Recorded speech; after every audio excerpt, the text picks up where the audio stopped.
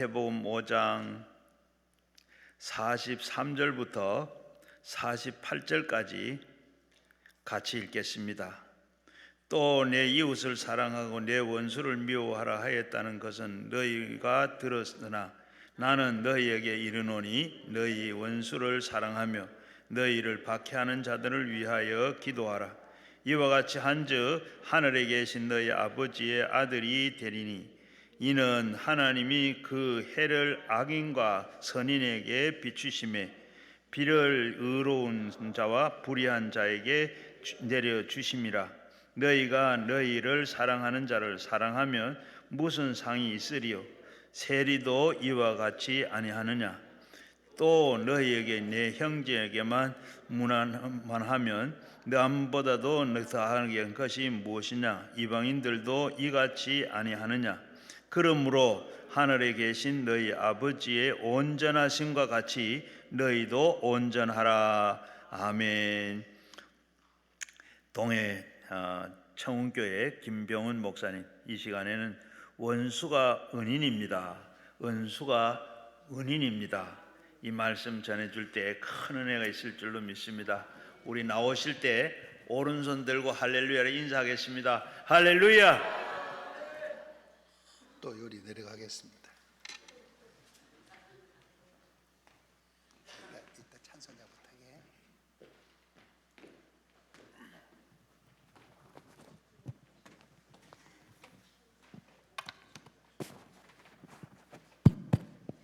잘 오셨어요. 한번 입을 열어 받아하십시다. 은혜는 조금만 좀 크게 하면 안 될까요?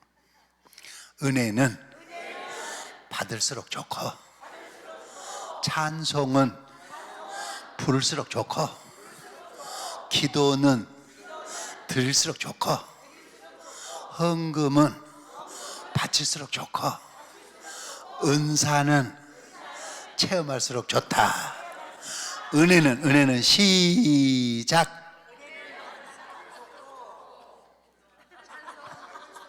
아직 마수도 안 했는데 여러분, 은혜의 세계만 그러는 거예요. 세상은 그렇지가 않아요.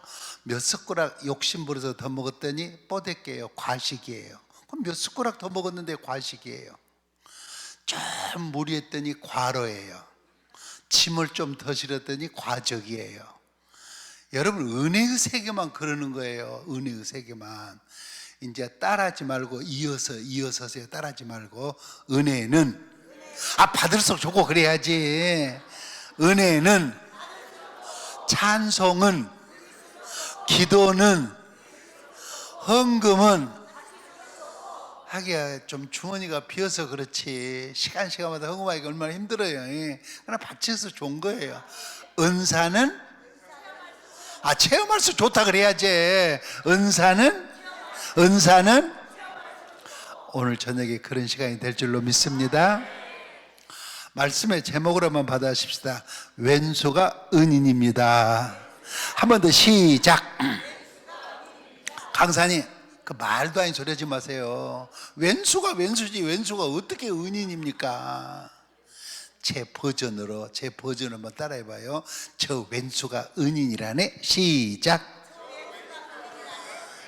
실감 있게 좀 해봐요. 제 버전으로. 저 왼수가 은인이라네. 시작. 왼수가 뭐냐? 일반적으로 치명적인 피해를 입힌 사람, 원한이 맺힐 정도로 손해를 끼친 사람을 왼수라 그럽니다. 구체적으로 정신적으로 감당 못할 피해를 준 사람, 충격을 준 사람, 물질적으로 피해를 끼쳐서 완전히 못 살게 만들어버린 사람입니다. 육체적으로 불구를 만들었거나 생명을 앗아간 사람, 신앙적으로 실족시켜서 완전히 신앙생활을 못하게 해버린 사람을 일반적으로 왼수라 그렇게 말합니다. 그렇다면 누가 내 왼수냐? 어떤 부모는 자식이 왼수라고 합니다. 자식이라고 딱 아들 하나 딸 하나밖에 없는데 얼마나 속을 새기고 사고를 치고 문제를 일으키는지 저건 자식이 아니라 내 왼수라고는 부모가 있습니다. 반면에 어떤 부인은 남편이 왼수라 그래요. 저건 내 남편이 아니라 내 왼수라고. 한 번은 이게 이제 집회를 인도하는데 안수기도 부탁을 받고 안수를 하려고 젊은 부인 머리에 손을 얹었습니다. 근데 그 머리가요 얼음장같이 차요. 바위덩어리 같대요. 그 안수를 하다 손을 떼고 물었습니다.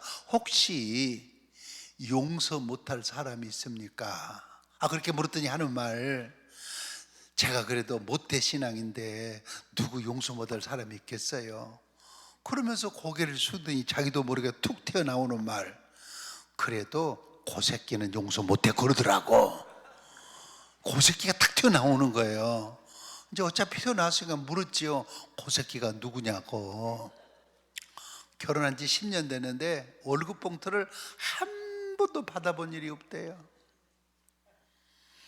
그런 주제에 술만 먹으면 반은 짐승 같아가지고 반만 인간이어서 얼마나 사람을 두들겨 패는지 지금도 온몸이 새파랗게 멍이 들어있다는 거예요.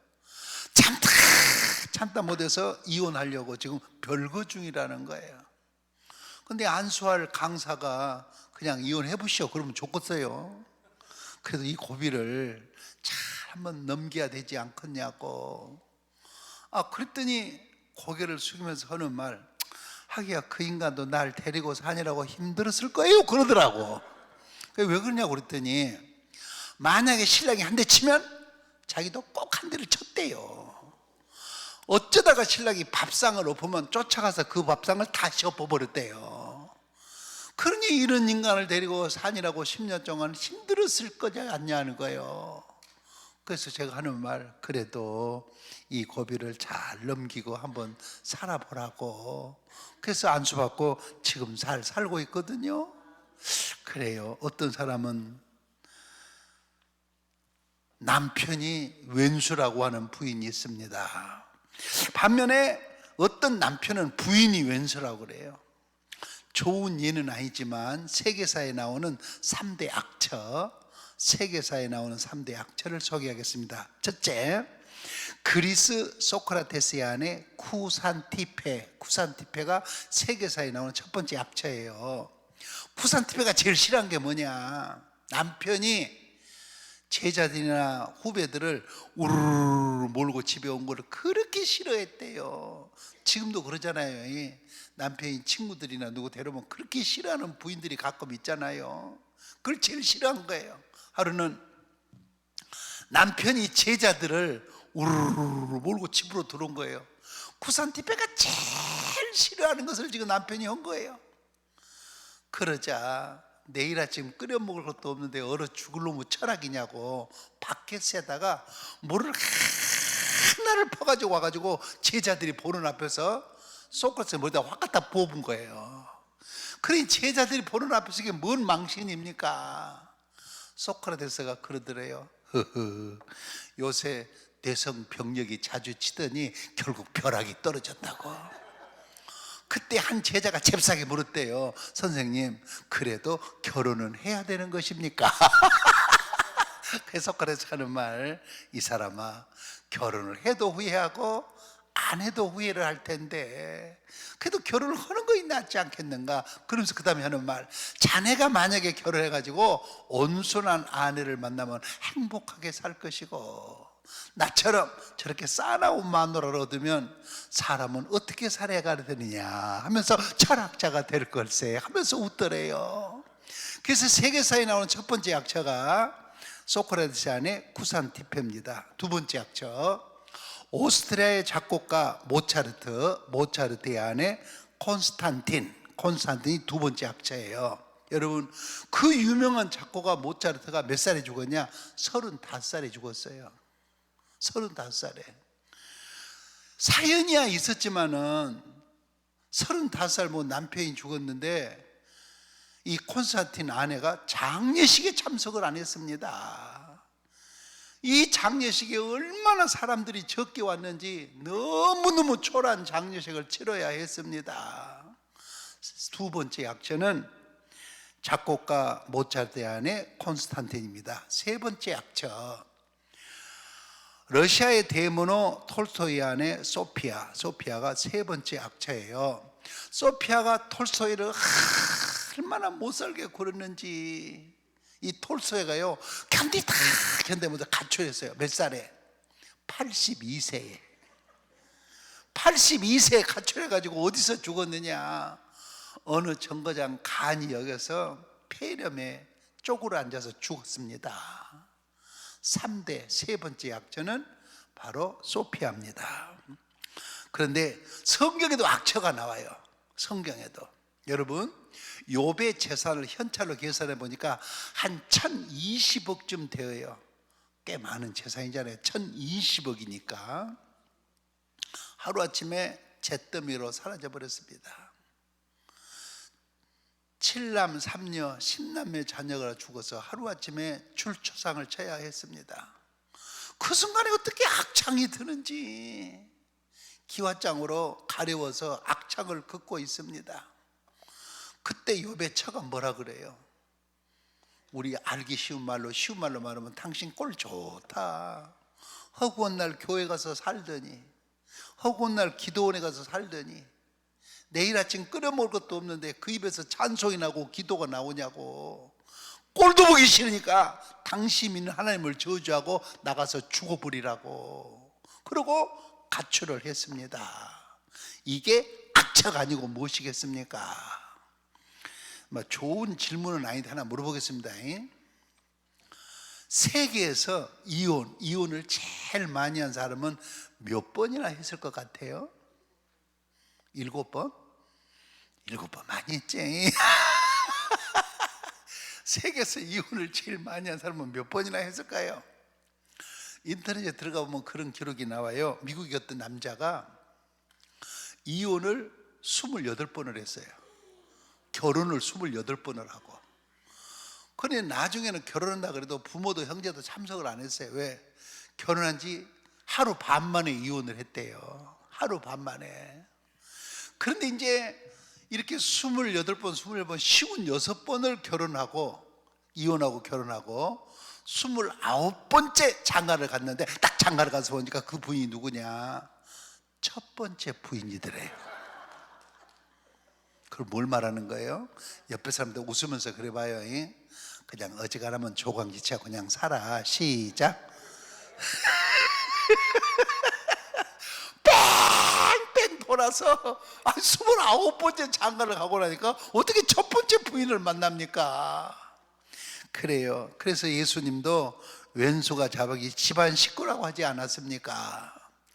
어떤 사람은 형제가 왼수요, 이웃이 왼수요, 친구가 왼수라고 합니다. 에레미야도 에레미야가 1장 2절에 친구가 배반하여 왼수가 됐다고 했습니다. 그런데 왼수는 아닐지라도 한 공간에 있으면서도 인사를 하는 사람들이 있어요. 말을 안 섞은 사람들이 있어요. 눈을 피하는 사람이 있어요. 인사를 해도 안 받는 사람이 있어요. 피해 다닌 사람들이 있어요. 왼수는 아닐지라도 왼수 아닌 왼수 같은 사람으로 사는 사람들이 얼마나 많습니까? 저는 옛날에는 이런 설교 안 했습니다. 이 설교는 최근에 작성한 설교입니다. 어떤 사람은 술이 왼수요, 노름이 왼수요, 가난이 왼수요, 질병이 왼수요, 불행했던 과거가 왼수라고 그럽니다. 다윗은 말했습니다. 나에게는 왜 이렇게 왼수가 많을까? 여러분에게 하나 물어보겠습니다. 성경에 사람 이름, 인물이 많이 나와요. 사람 이름, 인물이 모두 몇 명이나 나오겠습니까? 예를 들면 아브람 한 사람으로 하고, 시몬 베드로 한 사람으로 하고, 사울 바울을 한 사람으로 해가지고 성경의 인물이 모두 몇 명이나 나오겠습니까? 성탄 이브도 지나가는데 왜 이렇게 고요하고 거루하고 잠잠할까? 몇 명이나 나와요 성경의 인물이. 참 참 강남 금식기도는 잘 오셨어요. 이럴 때 하나 배워야지. 어떻게 배워가셨어요? 따라하십시다. 2197명.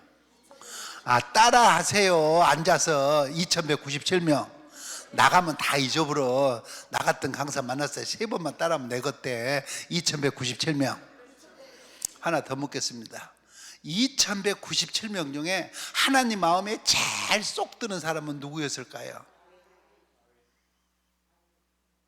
여러분, 성경에 바울이라고 하는 이름이 192번 나옵니다. 아브라함이라는 이름이 289번 나옵니다. 모세라는 이름이 812번 나옵니다. 그런데 다윗이라고 하는 이름은 903번 나옵니다. 그런데 다윗은 동명이인도 없어요. 여러분, 막달라 마리아는 이름이 많아요. 근데 이 다윗은 동명이인도 딱 하나밖에 없어요. 하나님 마음에 제일 쏙 드는 사람이라고 했습니다. 그러면 왜 다윗이 이렇게 하나님 마음에 쏙 드는 사람일까? 중요한 이유 3가지를 소개했습니다. 첫째, 한번 따라 하실까요? 잘못을 지적하면 변명하지 않고 즉시 회개하였기 때문에. 여러분, 잘못을 지적하면 부부간이라도 참 싫어요. 기분 나빠요. 당신이 그러지 않았냐고. 당신이 그러니까 문제라고. 그래가지고 여러분, 웃으면서 받아든 사람이 누가 있어요? 잘못을 지적하면 변명하지 않고 즉시 회개했다. 여러분, 이런 얘기 들어보셨어요? 한경직 목사님이 영락교회, 고 한경직 목사님이 남한 산성에 계실 때 안수 집사 하나가 찾아왔어요. 들어오더니 다짜고짜 삿대질하면서 하는 말, 목사님, 이건 잘못하신 겁니다. 목사님, 이것도 잘못하신 겁니다. 목사님, 이러면 되겠습니까? 얼마나 삿대질을 하면서 잘못했다고 지적을 하고 대드는지. 그런데 이렇게 삿대질을 하고 대드는데 한경직 목사님 끝까지 듣고 계신 거예요. 참 말대꾸를 않고 듣고 있으니까 이제 삿대질이 멈췄어요. 더 이상 비난과 공격을 안 해요. 그때 한경직 목사님이 이렇게 말했다고 그래요. 집사님, 모르시는 게 하나 있습니다. 방금 집사님이 지적한 것보다 내가 훨씬 더 잘못한 것이 많은 사람입니다. 여러분, 어떻게 이렇게 얘기할 수가 있습니까? 어떻게 이렇게 얘기할 수가 있어요? 집사님이 방금 지적한 것보다 내가 훨씬 더 잘못한 것이 많은 사람입니다. 기왕에 여기까지 올라왔으니 이 못난 목사를 해서 기도해 주세요. 그러면서 그 앞에서 무릎을 꿇었다네. 근데 지금까지 그 집사가 기도를 안 해주고 있다잖아요. 잘못을 지적하면 변명하지 않고 즉시 회개한 것이 하나님 마음에 그렇게 쏙 들었던 것입니다. 두 번째, 다윗은 누구보다도 하나님의 성전을 사모하고 사랑했기 때문입니다. 다윗이 왕이 되어 제일 먼저 한 일이 뭐냐? 기럇 여아림에 있던 하나님의 법궤를 다윗성으로 옮겼습니다. 그리고 아들 솔로몬이 성전을 건축할수록 완벽하게 준비를 다 해놨습니다. 누구보다도 교회를 사모하고 사랑했기 때문에 하나님 마음에 쏙 드는 것입니다. 세 번째 결정적인 이유, 다윗은 구국공신입니다. 그런데 이 꼴을 사울왕이 못 봐요. 그래서 다윗을 죽이겠다고 쫓아다니는데 제가 성경을 살펴보니까 다윗이 13번 이상을 피난을 당합니다. 다윗을 따르는, 피난당하는 다윗을 따르는 사람이 400명에서 600명으로 늘었습니다. 이제는 다윗이 600명을 이끌면서 피난을 가고 있습니다. 한 번은 사울왕이 부하 3,000명을 이끌고 다윗을 수색 나섰습니다. 지친 나머지 사울왕이 창을 땅에다 확 꽂아놓고 깊은 잠에 빠졌습니다. 이 모습을 다윗의 부하 아비새가 봤습니다. 아비새가 다윗에게 진언했습니다. 허락해 주십시오. 무장을 해제하고 잠들어 있는 사울에게 심장을 창으로 딱 한 번만 찌르면 복수할 철호의 기회입니다. 허락해 주십시오. 그때 다윗이 뭐라 그러던가요? 저런 왕일지라도 하나님이 쓰시려고 머리에 기름을 부었는데 하나님의 기름 부은 왕을 내가 손대면 하나님이 나를 기뻐하시겠느냐. 그러면서 사울왕의 창과 물병만 가지고 나오지 않습니까?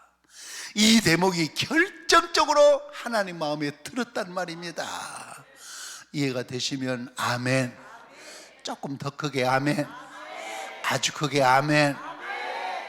묻겠습니다. 여러분, 우리가 어떤 모습을 하고 살아갈 때 가장 하나님을 닮아 보이겠습니까? 내가 뭘 하고 있을 때 가장 하나님을 닮아 보이겠습니까? 여러분, 그리스도인이 남달리 열심히 찬송하고 뜨겁게 통성 기도를 하면 다른 사람에게 감동을 줍니다. 여러분, 둘이 앉아 있는데 통성 기도 시간에 묵상 기도하고 있고 찬송 부르는 시간에 속으로 우물우물하고 있으면 솔직히 감동이 됩니까? 남달리 뜨겁게 찬송하고 뜨겁게 기도하면 다른 사람에게 감화와 감동을 줍니다. 성경을 읽고 있으면 경건하게 보입니다. 전도하고 선교하는데 뛰어나면 자랑스럽습니다. 봉사하고 섬기는 데 머리가 되면 보배롭습니다. 부흥회 때 또는 기도원에 와서 은혜자리에 찾아와서 헌금해 가면서 은혜 받는 모습 보면 존경스럽습니다. 여러분, 섣달 금날 이렇게 바쁜 날 은혜 받겠다고 은혜의 동산, 축복의 동산에 찾아오신 여러분들 진심으로 존경합니다. 할렐루야. 그런데 어떤 모습이 가장 하나님을 닮아 보일까? 한번 따라 하실까요? 도저히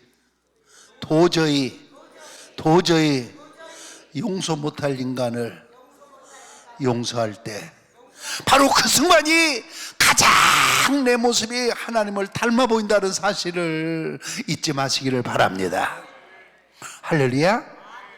옆에 사람 쳐다봐요. 그러면서 이렇게 인사해봐요. 예수님 많이 닮았어. 시작. 찬송가 191장 부탁해요. 우리 내가 매일 기쁘게 우리 찬송 한장 하십시다.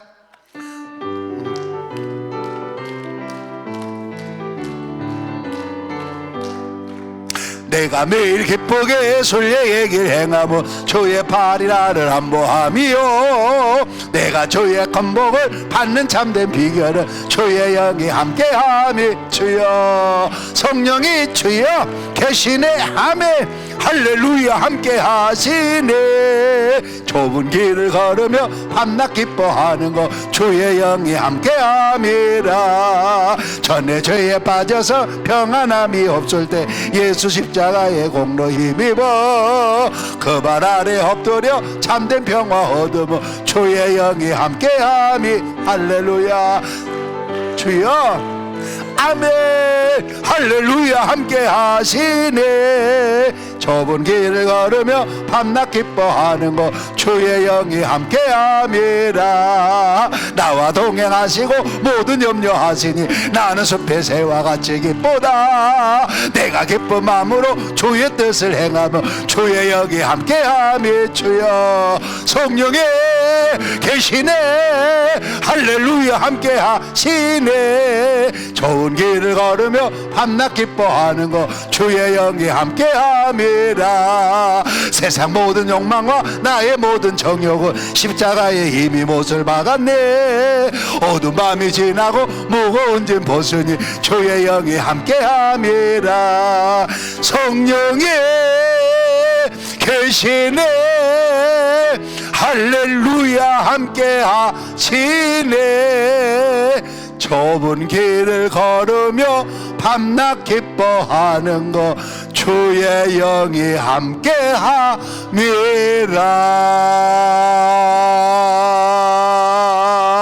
함이라. 할렐루야. 그렇다면 내 인생길에 왼수 같은 인간을 만났다면 어떻게 해야 될까? 안 만난 것이 상책이고 안 만나고 싶지만 불가피하게 내 인생길에 왼수 같은 인간을 만났다면 어떻게 해야 될까?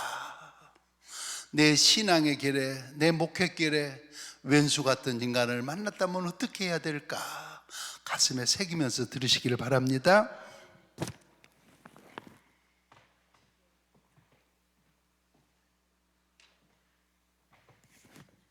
먼저 한번 따라 하십시다. 내가 왼수 노릇은 하지 말자. 따라해봐요. 내 영혼아, 왼수 노릇은 하지 말자. 저 사람이 우리 아버지 왼수래, 저 사람이 우리 어머니 왼수래, 이런 말은 듣지 않아야 하지 않겠습니까? 남에게 정신적으로, 물질적으로, 육체적으로, 신앙적으로 치명적인 피해는 입히지 않아야 되지 않겠습니까?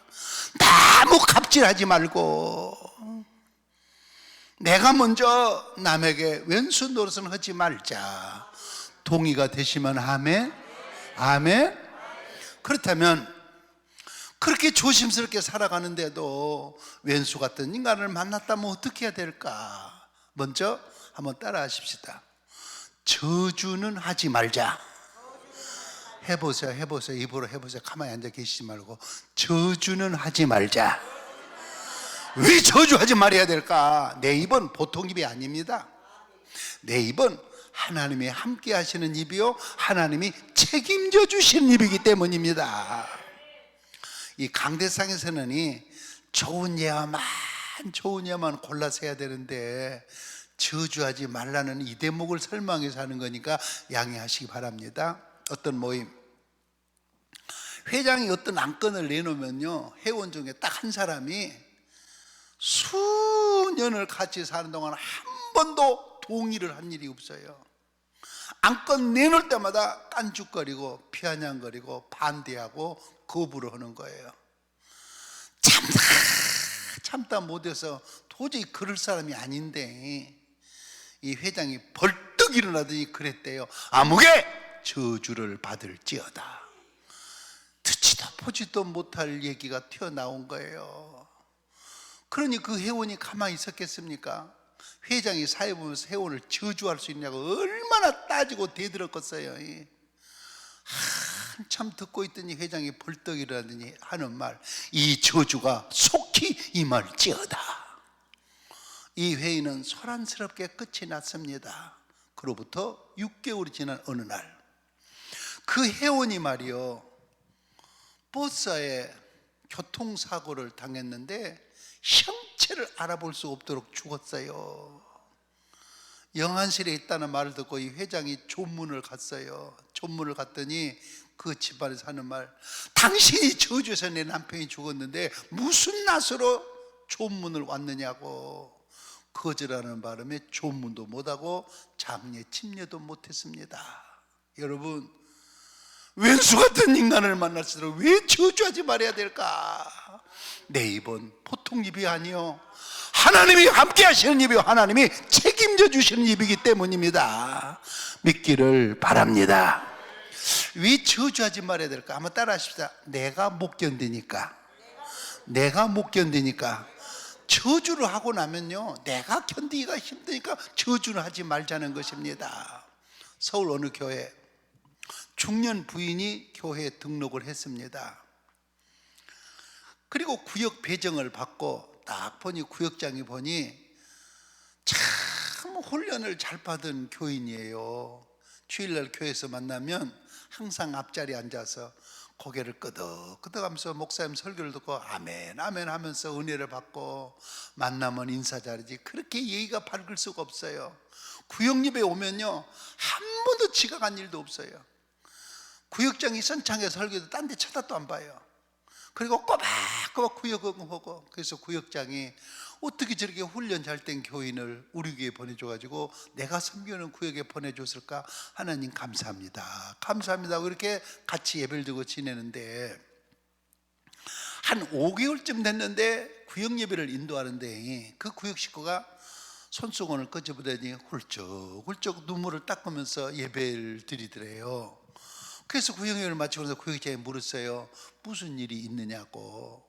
한참 후에 그 중년 부인이 하는 말, 남편이 사업을 하는데 지금 부도가 나서 벼랑 끝에 몰렸다 그러더래요. 그럼 그 부도 난 것을 얼마면 막을 수 있냐고 물었더니 그 당시 돈으로 5천만 원이면 막을 수 있다 그러더래요. 지금 돈 한 5억쯤 될 것 같아요. 그러자 이 구역장이 그동안 너무 착실하게 교회에서 신앙생활 구역에서 구역 예배 잘 드린 걸 보고 남편 퇴직금에서 남편 몰래 5천만 원을, 참 강큰 여자여이, 퇴직금에서 5천만 원을 딱 줬더니 그 자리에서 선 이자를 떼더래요. 그리고 매달 이자가 통장으로 들어오는 거예요. 그런데 5달째 이자가 안 들어왔더래요. 이상하다. 그래서 찾아가 봤더니 세상에 야반 도주라고 없더랍니다. 그 다음날 구역장이 새벽기도 가가지고, 하나님, 이럴 수는 없습니다. 이 돈이 무슨 돈인데 내 돈 떼먹고 도망간 그 여자 팔을 뿌려놓든지 다리를 뿌려놓든지 반쯤 죽여놓으라고 실컷 저주하고 악담을 했는데 이게 웬일이요? 그날 아침에 밥이 목구멍으로 안 넘어가더래요. 실컷 저주 악담을 했는데 저녁에 다리를 뻗고 잠을 잘 수가 없더래요. 몇 날 며칠 밥을 못 먹고 잠을 못 자고 나니까 뭔 생각이 드는 거 아니? 5천만 원 받기도 전에 내가 먼저 죽겠다, 그런 생각이 들더래요. 그래서 그 다음날 새벽기도 가가지고 어느 날 목사님 설교할 때 왼수라도 저주하지 말라, 그 말이 생각나서 그 저주를 축복으로 한번 바꿔봤대요. 근데 그게 그렇게 힘들더래요. 이렇게 기도했대요. 하나님, 오죽했으면 떼먹고 갔겠습니까? 오죽했으면 떼먹고 도망갔겠습니까? 그래도 그 여자가 회복을 해야 내 원금도 갚고 이자도 갚을 거 아닙니까? 어느 하늘 아래 살고 있든지 간에 회복하게 해달라고. 그렇게 저주를 축복으로 받고 나서 그날 처음으로 밥이 목구멍에 넘어가고요, 다리를 뻗고 잠을 잘 수가 있었대요. 이렇게 축복한 지 3년 1개월이 지난 어느 날 해가 뉘어 서산에 넘어가고 있는데 구역장님하고 부요공이 찾아온 거예요. 세상에 여차여차해서 내가 이렇게 됐는데 내가 원금 5천만 원을 가져왔노라고. 앞으로 기한을 더 주면 내가 이자까지 갚겠노라고. 보세요 여러분, 왜 저주하지 말아야 돼요? 내가 못 견디니까, 내가 힘드니까 저주는 하지 말자. 동의가 되시면 아멘. 기왕에 기도해야 되는 거, 받아십시다. 축복 기도까지. 얼마나 어려워요. 해봐요. 축복 기도까지. 듣기도 어렵고 받기도 어려운 말씀 아니에요. 기왕에 축복하면서 받아십시다. 품어보기까지 하자. 보복하고 꼭 복수하려고만 하지 말고 암탉이 날개 아래 평화를 품은같이 축복기도 했으니까 할 수만 있으면 품어보기까지 하자. 얼마나 어려운 얘기예요. 모세야, 네 손에 있는 게 뭐냐? 지팡이입니다. 잘 보세요.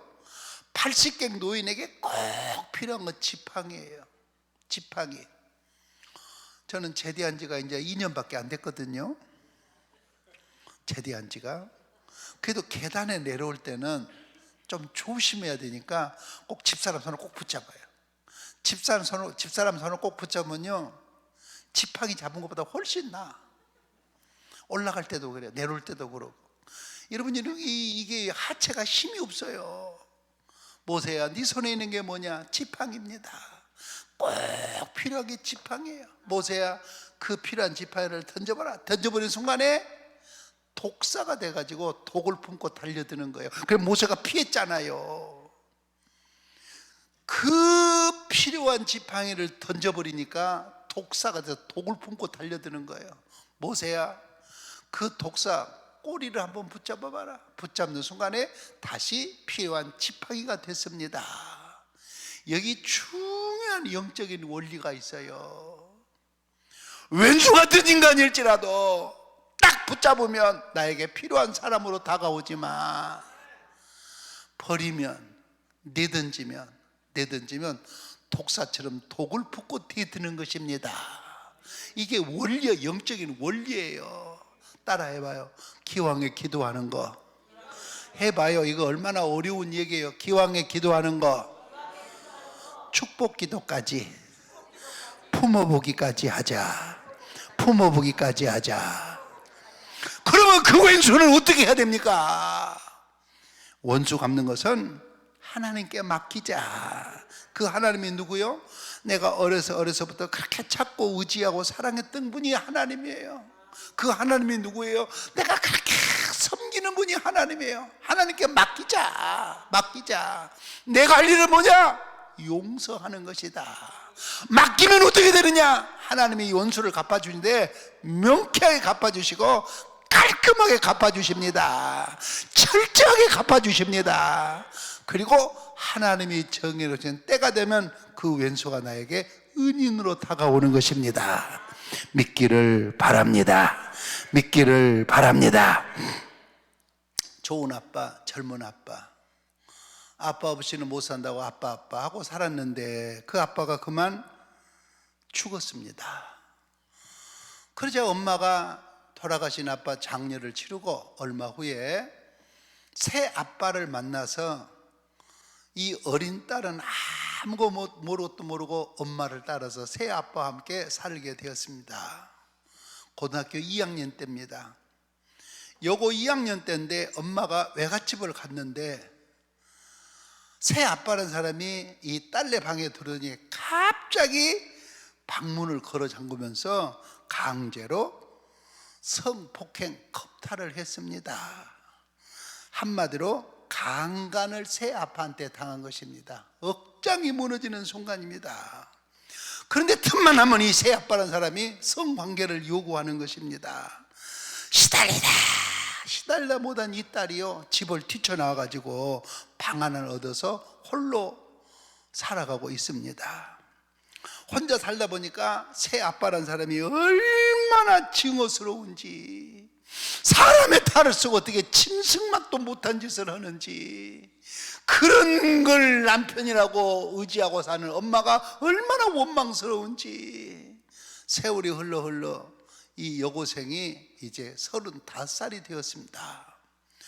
혼자 산지 35살이 된 어느 날 몸이 아파요.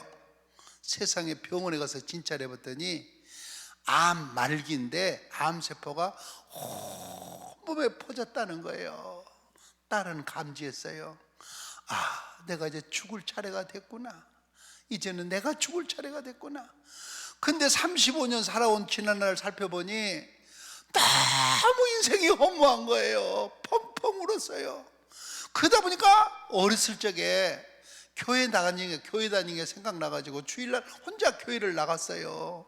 교회를 나가지고 성경책 한 권을 사가지고 읽다 보니까 성경책에 이런 말씀에 딱 멈추게 됐어요. 요한복음 6장 14절.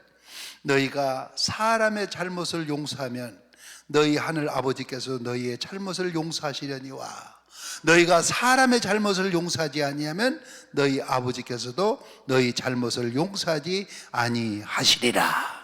이 구절을 읽고 또 읽다가 용기를 냈어요. 그렇다면 하나님, 내가 우리 엄마는 용서할 수가 있겠는데 새 아빠는 도저히 용서할 수가 없습니다.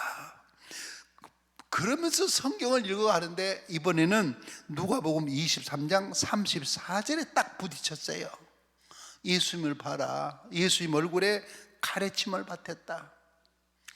주먹으로 예수님 얼굴을 뺨을 쳤다. 손발에 대못을 박았다. 옆구리를 차고로 찔렀다. 근데 그 순간에 주님이 뭐라고 기도하시더냐? 아버지여, 몰라서 이 짓을 저지르고 있으니 이 죄값을 저들에게 돌리지 말라고 용서하지 않더냐? 너도 새아빠까지 용서해라. 너도 새아빠까지 용서해라. 강력한 성령의 공고가 들렸습니다. 이 딸 좀 보세요. 통곡을 하면서 하는 말, 하나님 알았습니다. 우리 어머니를 깨끗하게 용서합니다. 그리고 새 아빠도 깨끗하게 용서합니다. 내 기도를 받아 주시옵소서. 그날 처음으로 다리를 쭉 뻗고 편히 잠을 잘 수가 있었습니다. 짓누르고 있던 과거를 훌훌 털어버리고 나니까 하나님이 나를 사랑하시는구나, 하나님의 사랑을 경험할 수가 있었습니다. 그런데 이게 웬일입니까? 온 몸에 퍼졌다는 암세포가 온데간데 없이 사라져 버렸습니다. 박수 치면서 아멘. 박수 치면서. 기적이 일어났습니다. 그런데 보십시오, 이것이 용서요, 이것이 기적입니다. 여러분, 원수 같은 인간에도 용서해야 내 기도가 상달되는 것입니다. 원수 같은 인간이라도 용서해야 내 닫혔던 앞길이 활짝활짝 열려지는 것입니다. 내가 자유인으로 살아가고 예수님의 참된 제자가 되는 것입니다. 그런데 얼마 후에 그 새 아빠라는 사람이 개가 천선해가지고요, 그 암 말기에서 낳은 딸을 얼마나 헌신적으로 도왔는지 모릅니다. 때가 되니 왼수 같은 그 인간이 은인으로 다가오지 않습니까? 이해가 되시면 아멘. 이해가 되시면 아멘. 김영자라고 하는 여자 집사님이 있었어요. 근데 12시에 예배가 마쳤는데 12시부터 재지기가 시작됐는데 12시 반에도 안 끝나, 1시가 돼도 안 끝나, 1시 반이 돼도 재지기가 안 끝나는 거예요. 여러분, 교회에서 뭐 회의를 잘못해가지고 교회가 잘못되는 법 없어요. 회의가 긴다는 건 별 그렇게 바람직한 일이 못 됩니다. 1시 반이 됐더니요, 술만 먹으면 반은 짐승 같고 반은 인간 같은 남편이 교회에 미쳐가지고 점심도 안 준다고 교회 찾아왔어요. 술김에. 그래가지고 재직에 참석하는 자기 마누라를 보더니 머리채를 확 잡고 질질 끌고 나가는 거예요. 세상에. 그래도 여기가 교회예요, 거기가 재직해요. 그래도 마누라가 집사인데 어떻게 머리채를 끌고 나가는지. 이게 술만 먹으면 반은 짐승이고 반만 인간인 거예요. 이게 예배당 앞에 연못이 있는데 교회에 미쳐가지고 점심도 아니다고 연못에 빠져 죽으라고 마누라를 밀어 넣는 거예요. 어떤 마누라가 은혜 받다가 할렐루야고 빠져 죽었어요. 이 실갱이가 벌어졌어요. 당신 미쳤냐고, 왜 술만 먹으면 이러냐고. 실갱이 하다가 김영자 집사 팔이 뚝 부러져 버렸습니다. 팔이 부러진 마누라를 두고 세상에 신랑 좀 보시오, 혼자 집에 가는 거예요. 집에 가서 뭐 했느냐, 뭐하러 소주를 2병이나 까서 마실 거예요. 거기다 뭐하러 차 키를 찾을 겁니까? 부릉부릉 시동으로 가다가요, 차가 전신지에 딱 부딪혔는데 그 남편 두 눈알 안구가 빠져버렸습니다. 여러분, 눈알도 빠져요. 눈알도 빠져요. 안구가 빠져버렸어요.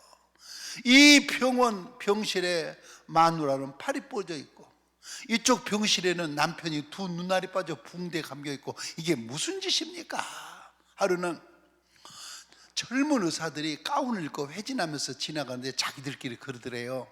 저 남자는 누군가가 눈을 기증해 주지 않으면 평생 맹인으로 장님으로 살 거라 그러더래요. 그래서 김영희 집사 쫓아가서 말했어요. 의사 선생님, 제가 그 남자한테 제 오른쪽 눈을 기증하겠습니다. 수술 동의서에 사인했어요. 수술했어요. 이제 시력을 확인하기 위해서 의사 선생님이 저 형광등 끄라고 형광등 다 소등하고 촛불 하나를 켰어요. 붕대를 풀었어요. 세상에 붕대를 풀었더니 사람이 말이요, 기둥처럼 보이더니, 눈사람처럼 보이더니 완전히 시력이 회복이 된 거예요.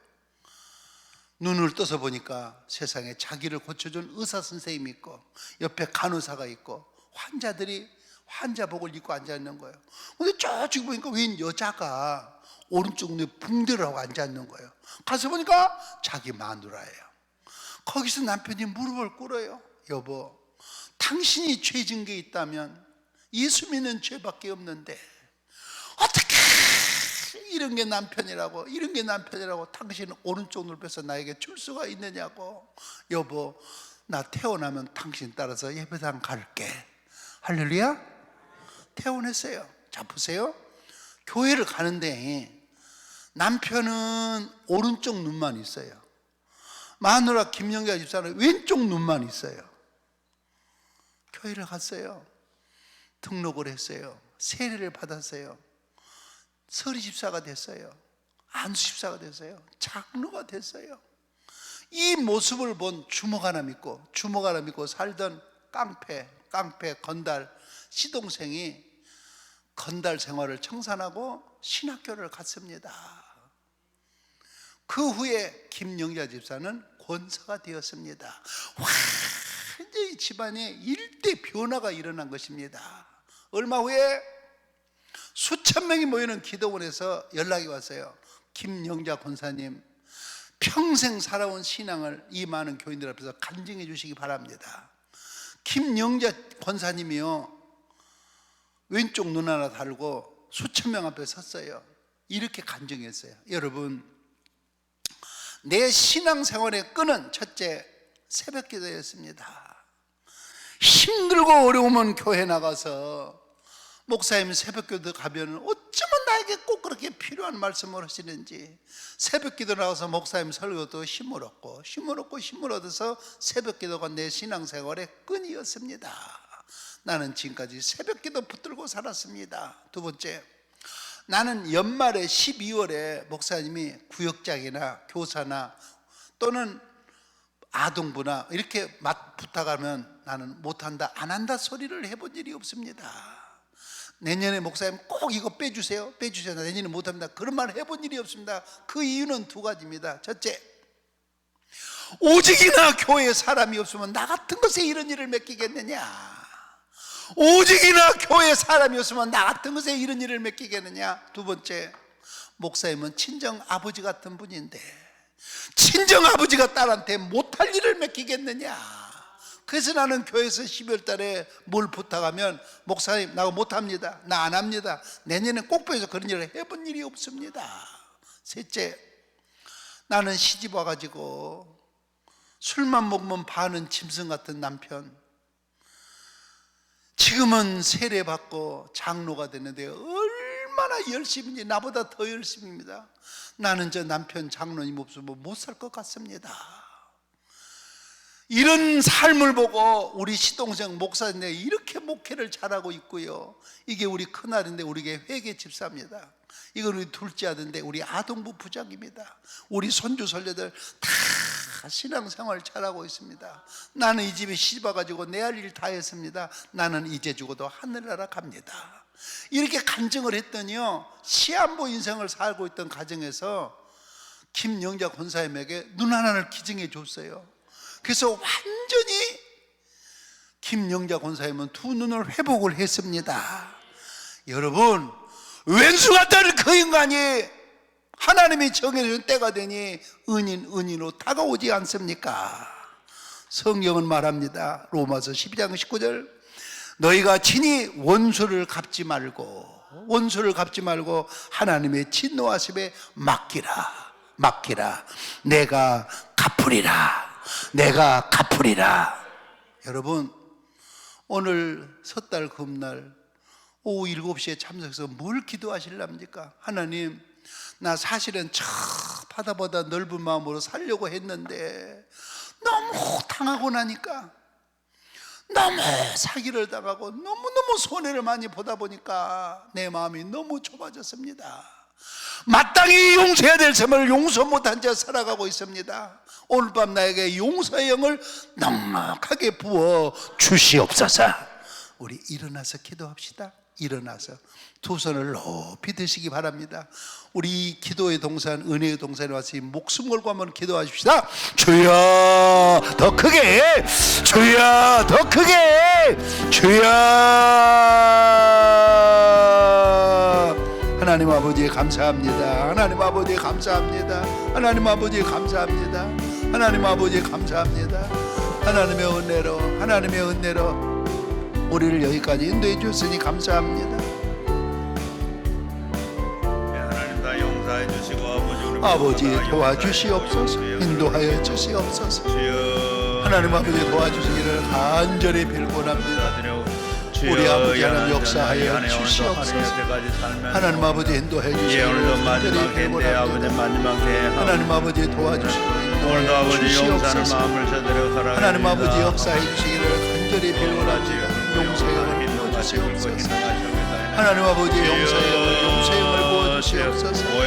나에게 필요한 것은 용서형을 용서해야 될 삶을 용서하지 못한 채로 살아가고 있습니다. 하나님 아버지 내가 원천 내가 한다고 하나님 앞에 모든 다 용서의 영을 베풀어 주시옵소서. 하나님 아버지 함께 해주시기를 간절히 원합니다. 우리가 다 이 하나님 마음에 다 아버지 맺혀 도와주시고 있는 은혜를 것다 베풀어 불고하게 주시옵소서. 해주시고 마음속에 아버지 있는 하나님 모든 도와주시기를 생각나게 해주시고 간절히 하나님 앞에 다 빌원합니다. 드려지도록 하나님 역사하시고 인도하시고 주여 일일이다 주여 아버지 생각나게 하시고 모든 것다 아버지 큰 마음 주시고 아버지 하나님의 마음 주시고 믿음도 아버지 볼 수 있는 마음을 허락해 주옵시고 다 모든 하나님 아버지 역사해 주시옵소서. 이 한 시간